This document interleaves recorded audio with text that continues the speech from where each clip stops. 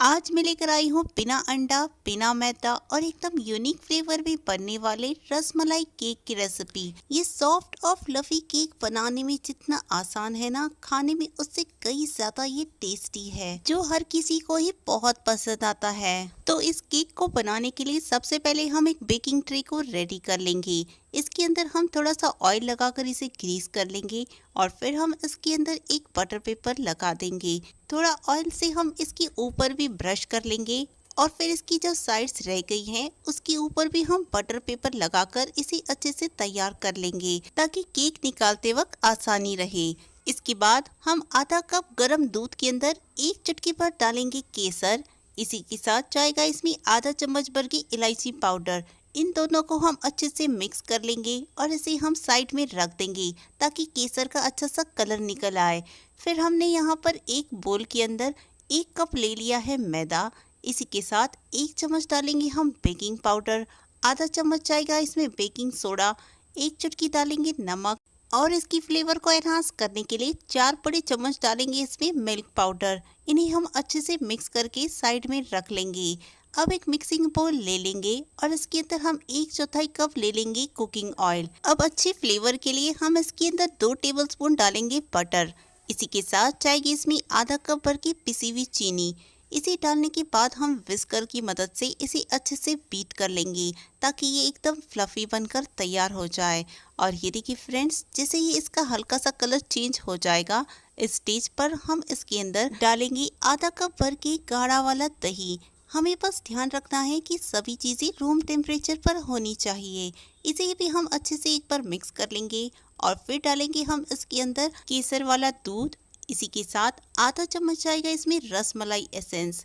इन सभी चीज़ों को डाल देने के बाद हम इसके अंदर एक छन्नी लगा देंगे और जो केक का मिक्सचर हमने तैयार करके रख लिया था उसे छन्नी में हम ट्रांसफर कर देंगे। इसे हम छन्नी से अच्छे से छान लेंगे और फिर इसे स्पैचुला से एक ही डायरेक्शन में मिक्स करते जाएंगे। फिर हम इसे हल्के हाथों से कट एंड फोल्ड मेथड से मिक्स कर लेंगे। ज्यादा भी ओवर मिक्स हमें नहीं करना है। और इस तैयार किए हुए बैटर को हम बेकिंग ट्रे में ट्रांसफर कर देंगे। पूरा बैटर डाल देने के बाद हम इसे 1 से 2 बार टैप करेंगे और इसके ऊपर हम थोड़े से ड्राई फ्रूट से इसे गार्निश कर देंगे। अब इस बेकिंग ट्रे को हम कढ़ाई में ट्रांसफर कर देंगे, जिसको हमने 5 मिनट पहले ही स्लो फ्लेम पे प्री हीट करने छोड़ दिया था। इसे अब हम ढक देंगे और ढककर स्लो फ्लेम पर इसे बेक करेंगे। तकरीबन 25 से 30 मिनट बाद इसे हम चेक कर लेते हैं। ये देखिए टूथपिक हमारी क्लीन आ रही है, यानी कि ये अच्छे से बेक हो चुका है। इसे हम बाहर निकाल लेंगे और एक काउंटर टेबल पर इसे शिफ्ट कर देंगे ताकि ये ठंडा हो जाए। आधे घंटे के बाद ये देखिए केक अच्छे से ठंडा हो चुका है। इसे हम बाहर निकाल लेंगे और इसके ऊपर जो हमने बटर पेपर लगा रखा था उसे भी हम साइड से निकाल लेंगे। और इस बटर पेपर की वजह से ये केक देखिए कितनी आसानी से निकल रहा है। अब बचे हुए बटर पेपर को भी निकाल लेते हैं। तो ये लीजिए बहुत ही सॉफ्ट और फ्लफी ये केक बनकर तैयार हो चुका है। और खाने में तो ये इतना टेस्टी है ना कि आपने इसे शायद ही पहले ट्राई किया होगा। तो दोस्तों, इस टेस्टी से रसमलाई केक को आप as a tea time snacks बना सकते हैं या तो बच्चों की बर्थडे पार्टीज में भी आप इसे सर्व कर सकते हैं। और आप यकीन मानिए फ्रेंड्स, ये फ्लेवर हर किसी को बहुत ही ज्यादा पसंद आएगा। जब भी आपका दिल कुछ मीठा खाने का कर जाए तो बनाइए बिना अंडा और बिना अवन के बनने वाली बहुत ही टेस्टी और आसान पुडिंग, जो मुंह में जाते ही एकदम मक्खन की तरह घुल जाए। तो इस रेसिपी को स्टार्ट करने के लिए सबसे पहले हम यहाँ पर एक पैन के अंदर 3 टेबलस्पून चीनी ले लेंगे। इसके बाद हम इसके अंदर 1 चम्मच पानी डालेंगे ताकि चीनी जले नहीं। और जैसे ही चीनी अच्छे से मेल्ट हो जाएगी, हम एक स्पून से इसे अच्छे से मिक्स कर देंगे।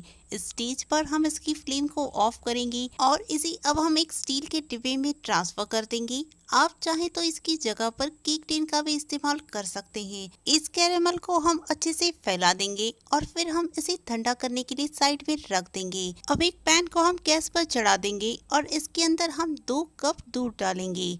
दूध डालने के बाद हम इसके अंदर से लगभग 1/4 कप दूध को हम बाहर निकाल लेंगे और फिर हम इसके अंदर 2 टेबलस्पून कस्टर्ड पाउडर के डाल देंगे।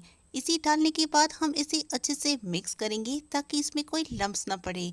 इसे अब हम साइड में रख देंगे। अब हम दूध को भी चेक कर लेते हैं। यहाँ पर दूध में भी बॉईल आ चुका है। इस स्टेज पर हम इसके अंदर 1/4 कप सूजी डाल देंगे। सूजी के डालने के साथ ही हम इसे स्पैचुला से अच्छे से मिक्स करेंगे, वरना इसमें लम्प्स पड़ जाएंगे। और सूजी जैसे ही अच्छे से मिक्स हो जाएगी, हम इसके अंदर 1/3 कप चीनी डालेंगे। इसे भी हम एक बार अच्छे से चला लेंगे और इसे हम चीनी घुलने तक अच्छे से पका लेंगे।